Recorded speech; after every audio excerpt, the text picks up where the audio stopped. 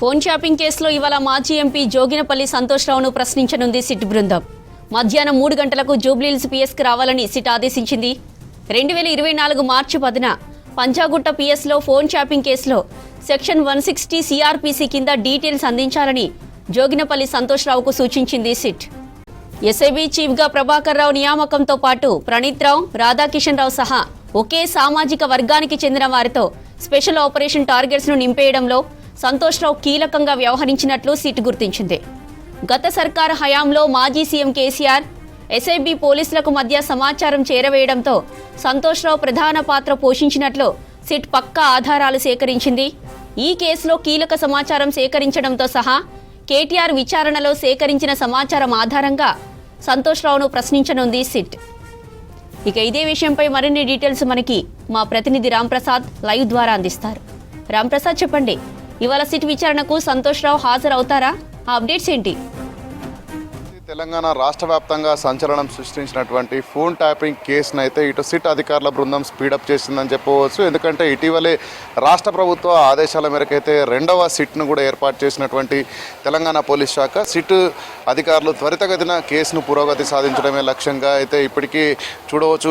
గత ప్రభుత్వ హయాంలోనే ఇటు ఫోన్ ట్యాపింగ్ కేసు జరిగిందనేటువంటి ఆరోపణలు ఉన్న నేపథ్యంలో ఇటీవల మనం గమనిస్తే ఫోన్ ట్యాపింగ్ కేసులో కేటీఆర్, హరీష్ రావులకు నోటీసులు ఇచ్చి విచారణ చేసినటువంటి సిట్ అధికారుల బృందం బీఆర్ఎస్ పార్టీలో కీలక నాయకుడు, అదేవిధంగా మాజీ ముఖ్యమంత్రి కేసీఆర్కు కుడిభుజంగా చెప్పవచ్చు మాజీ ఎంపీ జోగినపల్లి సంతోష్ కుమార్కి అయితే నిన్న నోటీసులు జారీ చేయడం జరిగింది. ఈ క్రమంలోనే ఈరోజు మధ్యాహ్నం 3 గంటలకు జూబ్లీహిల్స్లో ఉన్నటువంటి సిట్ కార్యాలయంలో ఇటు సంతోష్ కుమార్ విచారణ కూడా హాజరవుతానని కూడా చెప్పడం జరిగింది. ముఖ్యంగా మనం చూస్తే ఫోన్ ట్యాపింగ్ కేసుకు సంబంధించి గత ప్రభుత్వ హయాంలో ఇటు వివిధ రాజకీయ పార్టీల నాయకులతో పాటు వ్యాపారస్తులు, అదేవిధంగా జర్నలిస్టులతో పాటు చాలామంది సుమారు 200 మందికి పైగా ఇటు ఇప్పటికే విచారణ చేసినటువంటి సిట్ అధికారుల బృందం అయితే ఈ క్రమంలోనే ఇటు బీఆర్ఎస్ పార్టీలో కీలకంగా ఉన్నటువంటి సంతోష్ రావును అయితే ఈరోజు విచారణ చేసేందుకు నోటీసులు జారీ చేయడం జరిగింది. ముఖ్యంగా మనం చూస్తే ఇటీవల జరిగినటువంటి ఒక ఫోన్ ట్యాపింగ్ కేసు విచారణలో బీఆర్ఎస్ వర్కింగ్ ప్రెసిడెంట్ కేటీఆర్ను సుమారు 7 గంటల పాటు విచారణ జరిపినటువంటి సిట్ అధికారుల బృందం, అంతేకాకుండా ఇటు హరీష్ రావును కూడా 7:30 గంటల పాటు